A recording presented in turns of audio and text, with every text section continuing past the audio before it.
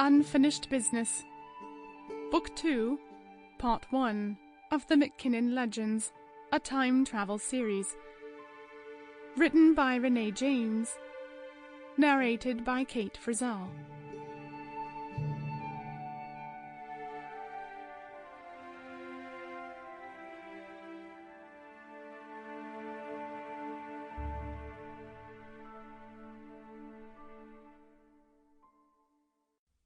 Part 1.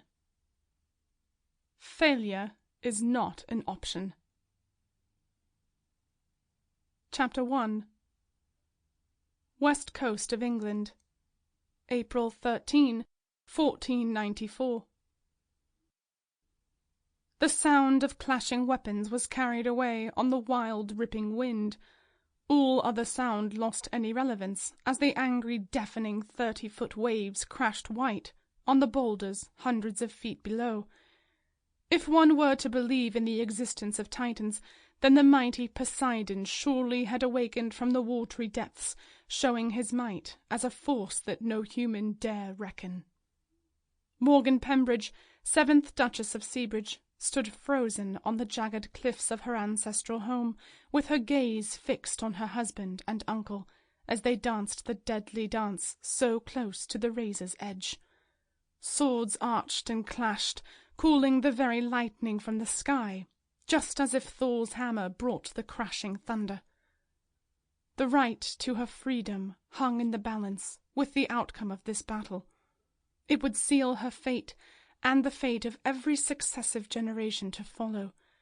Her husband and uncle were engaged in a fight that would be to the death, and the gods of old knew they would be appeased here this day, demanding nothing less than a blood sacrifice.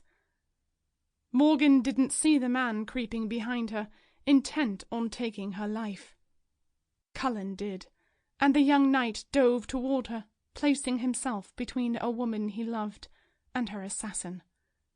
After the first strike, he tumbled to the ground, pushed her aside, and deflected the second blow, while using his body as a shield to protect her from the strike designed to end her life. Rolling just as the man was raising his sword to strike a third time, Morgan saw Cullen's sword still clutched in his hand, and she placed her hands around his hand to help him thrust upward, piercing the assassin's heart. The man was dead before he hit the ground. Nick McKinnon, 7th Duke of Seabridge, pushed Lord Brentwood ever closer to the rocks. Brentwood was faltering and was no match for Nick's superior skill and driving need to end this threat to his wife and 3 small children. Nick smelled Brentwood's fear and sensed victory. He instinctively knew the end was near. "You're mine, Brentwood, and I shall gladly kill you, and kill you slowly for the 7 years of hell you put my woman through. You shall never again threaten me and mine." "I won't give you the satisfaction."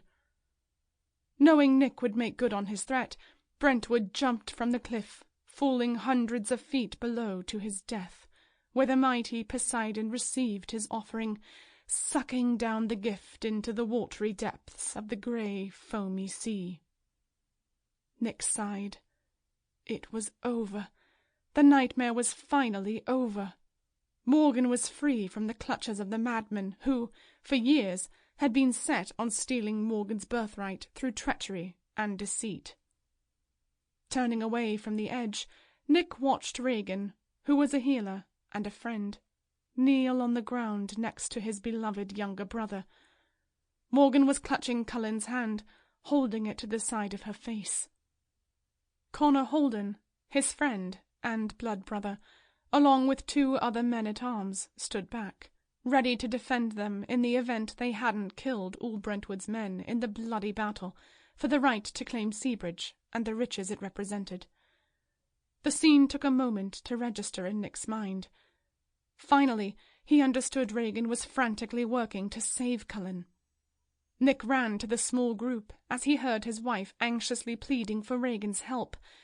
Nick knew his brother's life was slipping away. "Regan!" Sample complete. Ready to continue?